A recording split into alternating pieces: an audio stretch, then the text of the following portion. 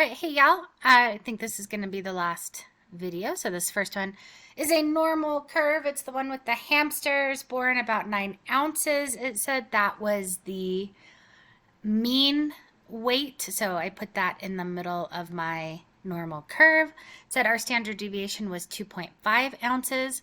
So my first number is 9. If I'm going up, it's 9 plus 2.5 is 11.5 plus 2.5 is 14 plus, is that right? 11, 12, 13, yes, plus 2.5, 16.5. So that's the third standard deviation above.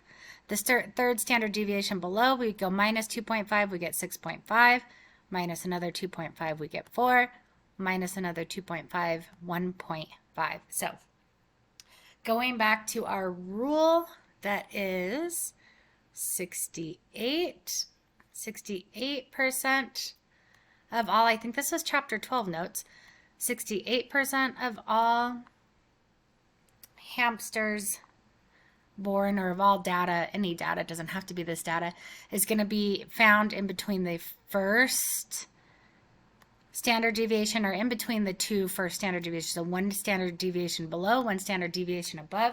68% of the data is going to be found in between there. Then in between the two standard deviations of the mean is going to be 95% of the data. Okay. And then the last one, 99.7. So almost all of the data in normal curves, 99.7% of it can be found within 3 standard deviations. So that means in this case between 1.5, that's 3 below, 16.5, that's 3 above. We just kind of talked about this in the question before. So knowing this rule, give the percentage of hamsters that have a weight between 4 and 14. Well, since 4 is minus 2 standard deviations, and since 14 is plus 2 standard deviations, I know that that's going to be 95% of the data.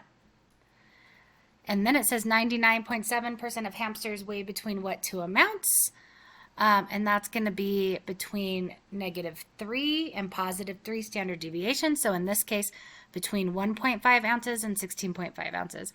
So 16.5 ounces must be a big hamster. That's what, a little over a pound? What percent of hamsters are between 6.5 and 11.5?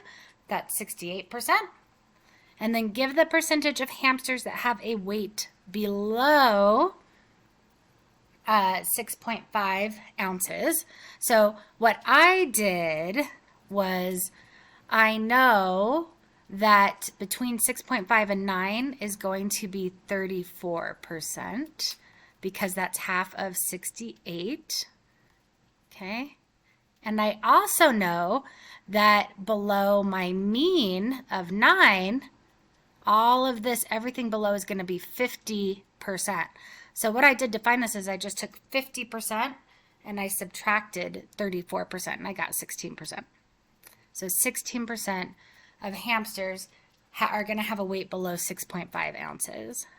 And then last one, give the percentage of hamsters that have a weight above 16.5 ounces. So 16.5 ounces is the third positive standard deviation.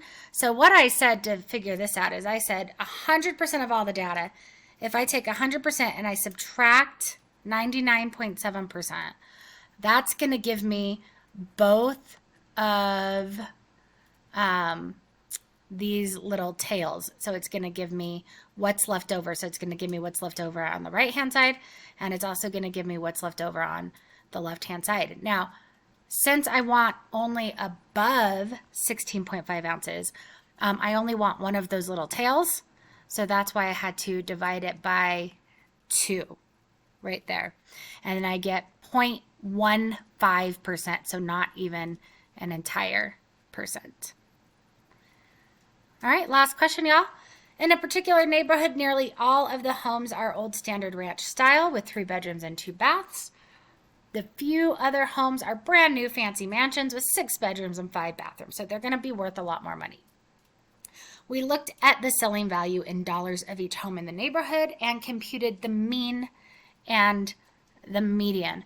Which value, the mean or the median, would be higher? So this one, y'all, the mean is going to be higher because the very expensive mansions are going to skew the data to the right.